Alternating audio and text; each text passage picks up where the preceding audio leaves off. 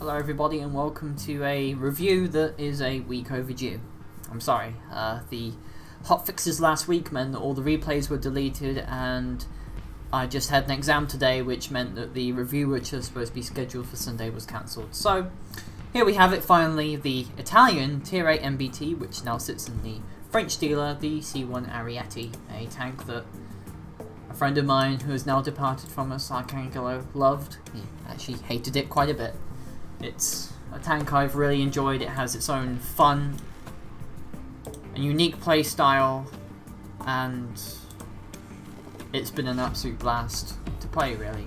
So, first of all, the modifications for the vehicle. Since this sits in Tier 8, it will be good against other Tier 8 vehicles as well. You have a soft kill API system, you have applique armor, you have guns and everything, and a bigger horsepower engine. 75 more horsepower doesn't really matter that much, but the 700 pen will. So the first thing you want to do is to get there. The second thing you want is to get to the applique armor, and then the soft kill APS. For references, this is how the applique armor affects the tank. 120mm AP. Okay, so if I sit like this, nothing changes, right? But if I side scrape, I've got this entire part of the vehicle to worry about. But if I have the armor package, that is an extremely big chunk of the vehicle that is now extremely difficult to pen. And in fact, you'll only really be able to pen it that way. The turret is protected, and so is the front part of the hull. And this means that, generally speaking, you can actually wedge yourself at some pretty good angles with it, such as this, or this. And most of the time, people are going to have a lot of issues hitting you. However, the Ariete is also really good hold down as well. As you can see there is barely a turret ring to shoot. However, there is a little gap under the turret as well as these two things here. However, most of the time, unlike the Abrams series, this gap is very small to hit, and most people don't know about these. And this right here can only really be penetrated by missiles. As in, it's kind of like it's a weird place to shoot at, to be honest. Unfortunately, the Ariete has extremely weak hull armor, 540mm, 600, and it's big as well, and Arietes will be MRA'd a lot. So this functions very much as a hold down tank. You get hold down somewhere, or you can face hug people. In fact, one of the funnest ways to play this tank is just to rush people and face hug them, because at that point, even Tier 9s are going to struggle to get through you. Because while they think they can get through the beak armor, most of the time they can't actually get depressed enough, so it's just nothing more than a massive ricochet. It's actually hilarious to play this thing. And the gun's okay. So let's compare it to other MBTs of the same tier. We're going to be comparing it to regular Tier 8 MBTs, 2A4, 2A5, Abrams, the Merc 3 Baz, the T90A, and the I'm gonna say the Type 99 in this case, because that's the more played one. So as you can see here, the Ariete has the same damage the Leopard 2A5 does, a little bit more than the 2A4 Evo. However, it is completely blown out of the water by the 125mm gun tanks, and of course the Abrams. Its penetration is pretty bog standard here: 700, 700, 720, 680. However, its DPM is quite lacking, being only slightly worse than the Abrams and being a little bit better than the Evo and the 2A5. And of course, it will get basically DPM to death by the Merc 3, the T90 and the Type 99. Its reload time also sucks in comparison as well, but it's the fastest single loading 120mm in Tier 8. So at least you've got that going for you, so you should be able to out-reload the other Western MBTs as well. You also have a pretty decent hit points of 3,350, meaning you will be able to take a couple of hits in Tier 10 games, and going versus lower tiers, you will be able to basically tank your way to victory. Apart from that, the hull armor is not exactly that strong, but the turret armor is pretty decent as well. 90% camouflage is as good as the Russian ones, so at least you have some degree there. But you have amazing gun depression at -9 degrees, which is almost as good as these guys, and vastly better than the Israeli and the Eastern tanks as well. Pretty decent minimum spread. You'll hit most of your shots on average. You won't exactly be able to get as good as the 2A4, but you're at least better than just about everybody else. Pretty decent aim time as well, 1.7 second, and extremely good turret traverse. That's really good. And lastly, a max speed of 70 kilometers an hour as well, and a 0 to 32 of 5.63 means this is a pretty decently fast tank. You'll just about outspeed the Abrams and the Merc, and you're also pretty light on your feet as well, and you have a pretty decent hull traverse at 32 degrees a second. This tank is very much played like a whole, like get in your enemy's face and enjoy it quite a bit. In fact, I may be one of the only people on the server who actually know how to play this tank properly. It could be a very difficult MBT to play. It's not a sniper, it's not a brawler, it's not a mid-range tank. You go hold down, you face hug people, and you watch as those tier 9s and 10s suddenly have major issues with penetrating you, because suddenly people don't know where to shoot it in the turret. They only know the lower plate, and once you deny them that lower plate, they have no idea where to shoot. Commander-wise, generally speaking, if you have Cortez, the only commander you should be dealing is Cortez, simply because your damage and your DPM is so low. The 100% chance of dealing max damage is absolutely vital, and then there's also a bunch of other skills related to that as well. However, if you don't have Cortez, you should definitely try to maximize the reload as much as you can with Rachel Kramer, simply because it's a face-hugging tank. And the immense reload speed you can get, even if you simply shoot someone's tracks off, you'll start to rack up a 6.45%, another full contact 2.66, and around a roughly 6.6 second reload increase as well if you destroy their tracks. It's all good. Those are really the only two commanders I would actually genuinely suggest taking, but you could always take Maximilian Curlian for reload speed and aim speed increase, kind of like more of a PvE Western commander. There's also the choice of Philip as well if you really desperately want to get that reload time maxed out to the full, and if you want to snipe people's heads, you could always go for Freya, but the main two choices are either Cortez or Rachel. Pretty standard crew skills as well, acceleration off-road and track repair, pretty decent as well. Gunner-wise, turret traverse and max spread, and finally for the loader, module damage and a repair speed increase by 10%. As always, surplus part crates and a Pioneer toolkit, meaning that in the end you'll be able to get 35%, 45%, 55% base repair speed increase, and with the Gunner's track you'll be able to get a 80% track repair speed, which combined with your applique armor means this thing can actually be suddenly very difficult to track. Due to its ammo rack location, I strongly recommend taking the reinforced ammo rack for the ammo rack hit points and the minus chance of explosion, and finally an improved gun breach to get that rate of fire going. So let's see how the Ariete plays out. So we're on Waterway. I am platooned with Tank Sniper and Caden, two extremely good players, and I'm quite thankful to call them friends. These are two very good people. Caden is in the Type 96B and Tank Sniper is in his Ariete. Very two different camo philosophies here. At this point in the game, we were either going to go to the city or we were going to go to the middle part of the map. Now I'm going to speed up here, but generally speaking with MBTs you always want to go straight to the city. As you can see there, Caden is lightning ahead of us, but then again the Type 96B is the fastest MBT in tier 8, so that happens.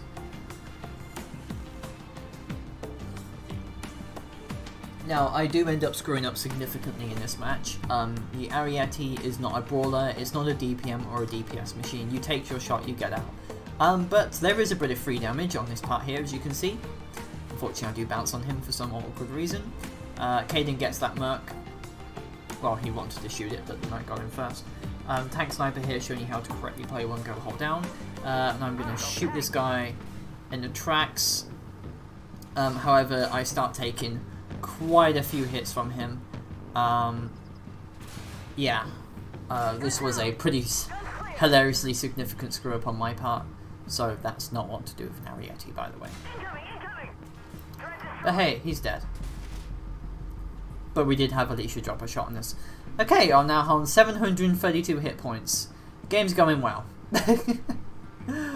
Another bounce there. I don't know why people continue to shoot this thing. Maybe he was aiming for the little plate there. But, oh well, nobody knows. So,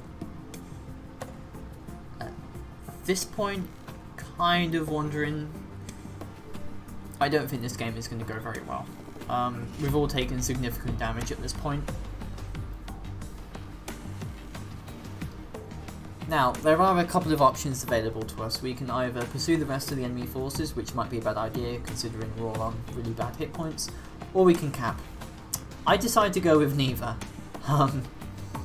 And Tank Sniper over here suggests capping, and I basically tell him, no, that's not happening. I believe it's just me and Tank Sniper in the cult of the Ariete MBT, but if you'd like to join, go for it. This tank definitely needs more love. What it really needs is a slight damage buff or a reload buff, really. So anyway, at this point I'm like, no cap, because I really don't like capping, and if that's my fault, it's my fault. But there is a very prime spot awaiting us here, right here. And now we can go hold down the Ariete, which actually does transform this into a lot more difficult tank to kill. Tank Sniper here, kind of taking the high road, as it were. Oh, and now there's a Mercury Baz. Okay, this is bad. He can actually kill both of us relatively easy, and now Tank has unfortunately gone into there. So I'm trying to track this Ariete, this Merc. And now Tank Sniper is going to try the fabled old charm of rushing into the enemy with the Ariete. But at this point, however, I believe the Merkava actually knew where to shoot the spaghetti and killed him. And he's going to put one into me. I took a hit there. I believe that was on the composite armor. And those composite armor blocks actually really saved this thing, as the weak side turret armor of the Ariete in many Western MBTs means when they turn their turret you can pen them, even in the forward section here. But with the Ariete's composite armor blocks, this does give you a pretty nice degree of immunity, so that's all good. Alright, now we've done 4,245 damage, not bad. However, I have taken 3,000 damage at this point, so, you know, I've dished out some damage, but we're not really in that much of a way to win at this point. The enemy is killing our guys over there, and oh shit, there's a V-Belly Grey. Right, this could go horribly wrong.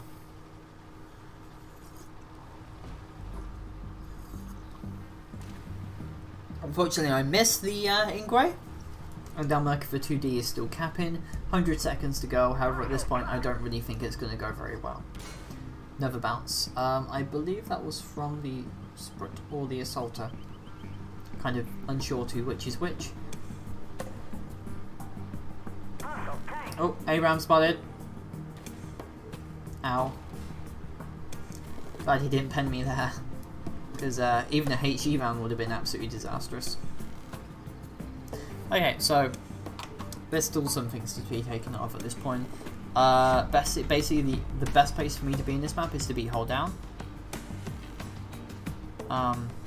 But obviously, I'm also very vulnerable as well, so there isn't many places in each map that an Ariete can really be useful passively. It's usually much more of an aggressive build, to be honest. But at the very least, bye Stingray. Okay, and this VBL in grey, I really don't know what he was thinking. Like, I was like, are you aiming for my turret roof? Are you aiming for something else? I don't know. But anyway, our Merkava seems to be firing missiles for some very odd reason. Okay, shit, Assaulter. Okay, screw you too. It's a very random thing people are doing these days. But anyway, I digress. Okay, there's the Sprat. Shoot the Sprat. 581. Merkava's still firing missiles for some reason. Unsure why. It happens. Just trying to find out where this Abrams is. There's the Abrams. Shoot him. Boop. And at this point, I was very, figuring out, yeah, I'm probably gonna die. 581 to that Abrams. Come on. Come on, please. Ah. Alright. And at this point, I go forward and get him there. The Ariete is actually pretty good at flipping enemy vehicles. I don't know why, it just is. Worse things have happened, but for at least being able to flip enemy vehicles means you are pretty good at, you know, going hold down on them. Unfortunately, there is a Merc-Baz and a VBL in grey, and I can't really go anywhere on this map now. I was thinking of backing up pretty significantly. And now you're there. I was like, oh, shit. I was like, no, back up. And the worst part about it is, if I didn't back over there, I probably could have survived. Unfortunately not. Let's see how that game went, because I was actually surprised I managed to do that much, in all honesty.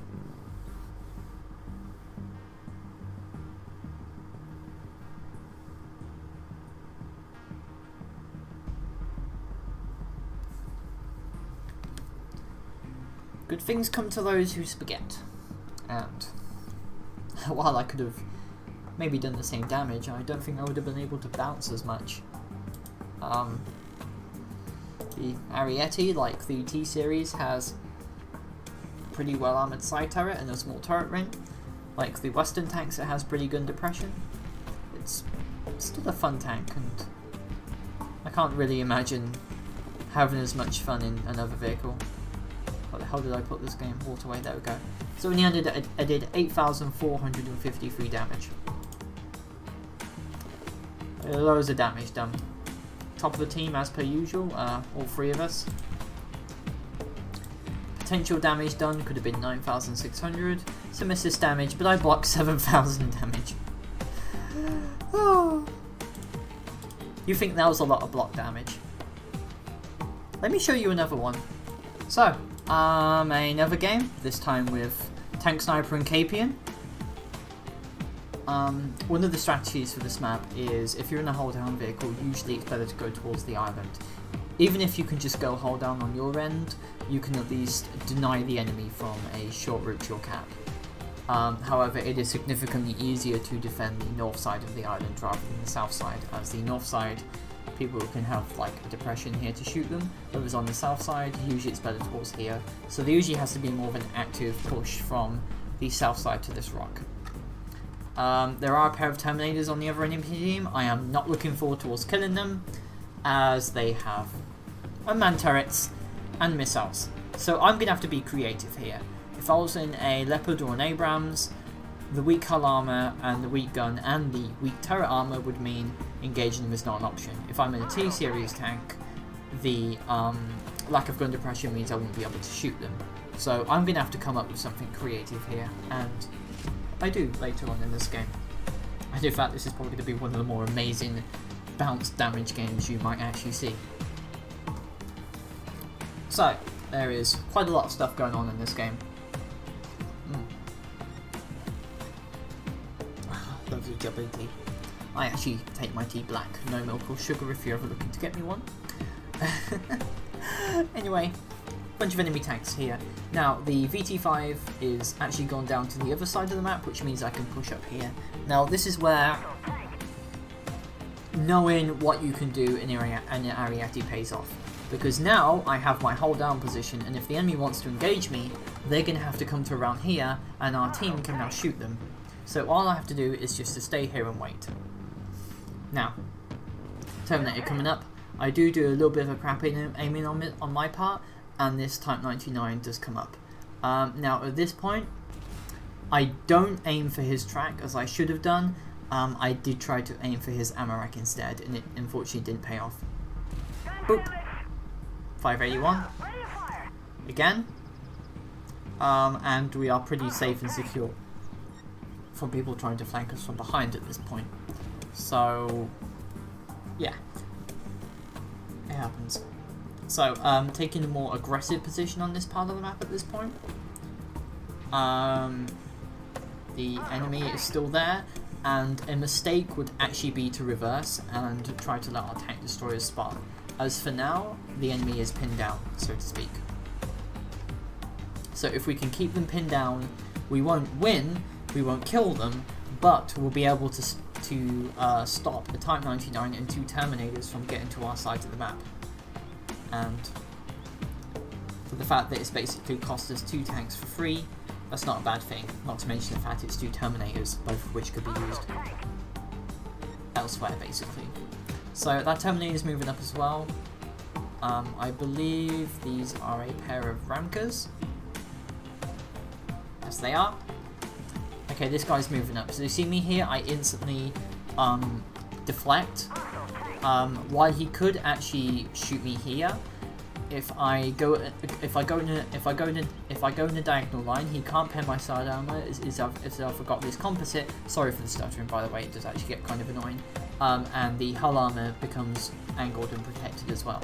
So it's kind of more like an active thing to use the Arietes. Okay, now there's 2. So I track him. This is actually, I was actually almost sweating bullets at this point, because if these guys got on a flat terrain with me, I'm going to die. So at this point I thought somebody was over there, and I start backing up. This was a giant mistake.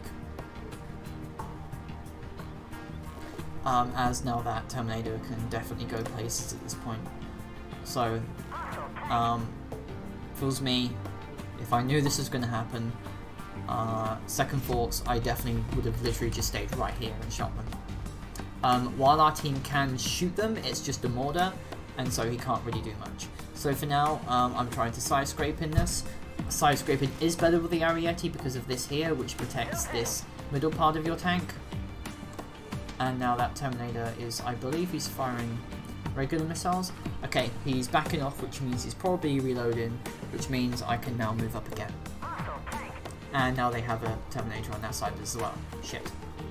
Okay. Keep it cool. Shoot that Terminator, go for Mazatank first, and then the other guy. Mazatank is exposed, and the other guy will have to risk himself getting shot at by our Terminator. As you can see now, they're going in a happy little wall, and I've just got to figure out what this guy is. Okay, so the number one thing to do is to aim for the tracks. I've got an APS, so that means I can take a hit on him. This guy's going to aim for me as well, so I have to keep moving back and forth, take a pot shot, move out. Okay, I'm taking a risk at this point, but as you can see here, that composite armor actually protected me, as that guy had to aim. If that composite armor wasn't there, he could have punched through my side armor. And I believe this is the only tier 8 MBT to actually have this kind of protection. Unfortunately, he gets me. And now he's shooting me exactly where I don't want him to, and I'm tracked as well. Unfortunately, my APS is pretty decent, so I can hit that guy, killed him, it's good, and now that Ariete over there can't actually do anything, and as you can see here, thankfully we have enough protection that he can't actually get me with his autocannon. Phew. Okay, 3,500 done, 1,600 damage taken, not bad. And now we're actually going to try other things. So side scraping again, I'm pretty sure there's an enemy vehicle over there. Okay, that's a Buford. 581 to the Buford, pretty decent I guess. Okay, and he's dead, but there's another one, and it's not the VBR. Well, it might be the VBI. It's probably the Brunt or something. But either way, at this point, this guy does have quite a bit of camo. So, however, we're simply just going to speed this game up for the moment, as not much goes on here.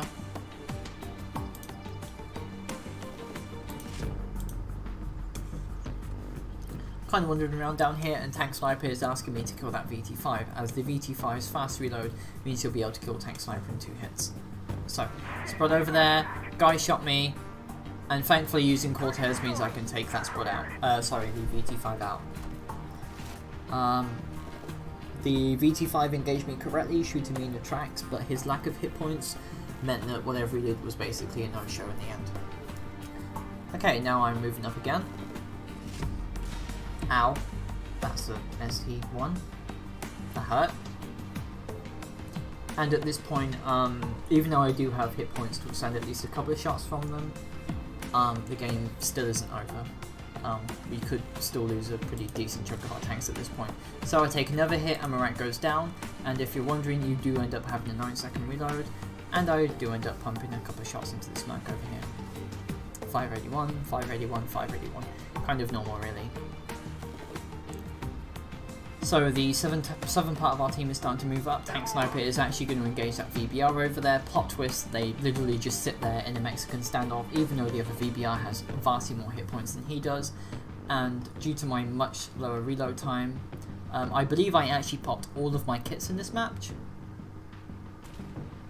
Fortunately, a miss means that I'm basically either going to be a scout or someone who simply just moves up. So the rest of the game is kind of boring at this point. Nothing really happens, and that's how it goes. So, do you remember me telling you that 7,000 damage block last game was nothing? Well, let me show you this one, and I'll show you the reason why. Those Terminators, obviously, they couldn't hit me in their side armor. The turret armor was off limits to them as well, and the fact that the turret ring is also very small as well means they couldn't hit me there either. So 3 spots that you would normally be able to shoot a regular Western tank like a Leopard or Abrams with is off limits. Which means... dear God. You may not believe this, but it's here. 5,289 damage done. All of that lovely jubbly stuff. 2 kills. Excuse me. The rest of the enemy team did pretty well as well. So how come I got that far? Well, let's see. 22 shots fired, 18 hits, 4 misses. Could have done a lot more damage, but then again it was against Gunman turrets and Terminators. Damage blocked, 10,646. The APS alone blocked half of that, which is actually quite good actually. 103 hits received, damage mitigation ratio 4.11. The Ariete does have its advantages, and that's the reason why it's such a fun tank to play. In PvE it holds up, in Glops it holds up, and in PvP it holds up as well. It doesn't play like any of the tanks, but that's okay because this is a special vehicle, and it's definitely found its way into my heart as a tanker in Armoured Warfare. So for now, thank you for watching everybody. The next vehicle to be reviewed will be the BMD2M on Sunday, and hopefully the Centauri 105 on Wednesday next week. I've thoroughly enjoyed playing this vehicle, and it's been one of the highlights of playing an MBT to me. I hope you all enjoyed this review, and please give the Ariete a try. Remember to rush B and go straight hole down into the enemy, and they won't know a thing. For now, take care everyone, and I'll see you all next time.